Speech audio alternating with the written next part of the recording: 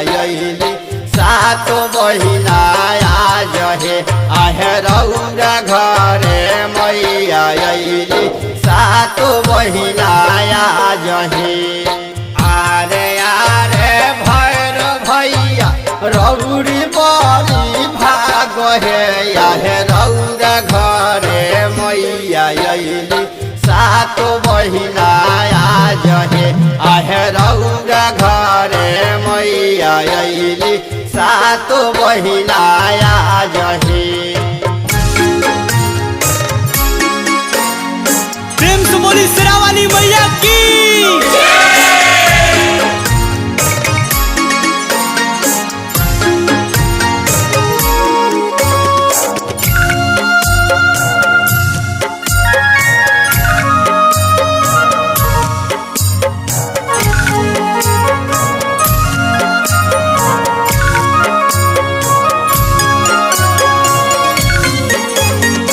कवन फूलवा रहेली लो भाई हे आहे कवन कवन दीनवा के भूखला पूजैया हे आहे कवन कवन दीनवा के भूखला पूजैया हे कवन कवन फूलवा रहेली लो भाई हे आहे कवन कवन दीनवा के भूखला पूजैया हे आहे कवन कवन दीनवा के भूखला पूजैया हे। बोला बोला वैष्णो देवी माता की।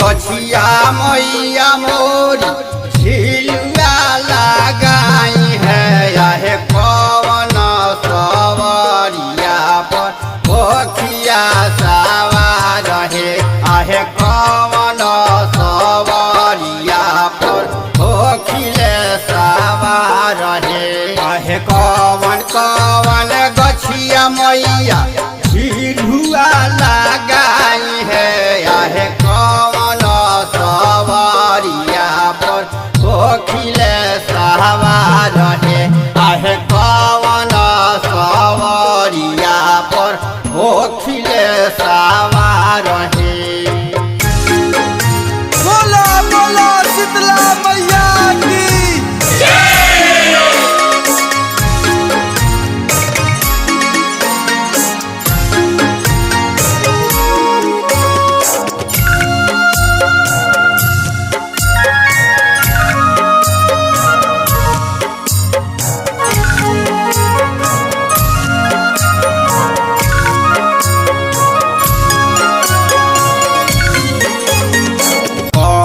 गछिया मैया मोरी झिलुआ लगाई है आहे कवन सवारिया पर पोखिले सवार है आहे कवन सवारिया पर पोखिले सवार है अरे कवन गछिया मैया मोरी झिलुआ लगाई है आहे कवन सवारिया पर पोखिले सवार है आहे कवन सवारिया पर पोखिले सवार है। प्रेम से बोली काली मैया की।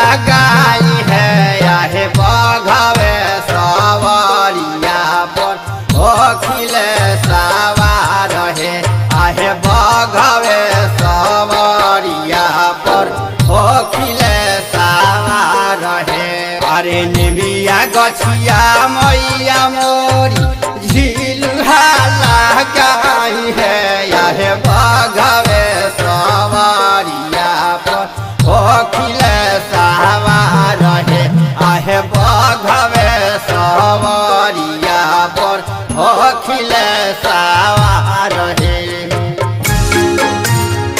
प्रेम से बोली शेरावाली मैया की।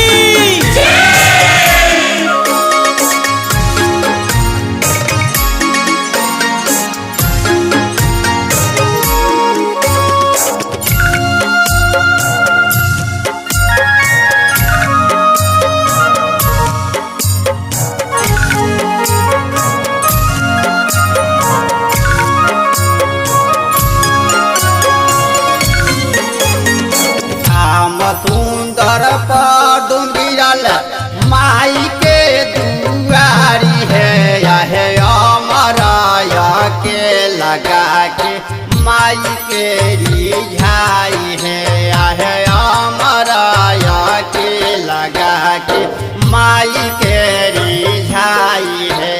अरे श्याम सुंदर पदुम गिरल माई के दुआरी है आहे अमराया के लगा के माई के रिझाई है आहे अमराया के लगा के माई के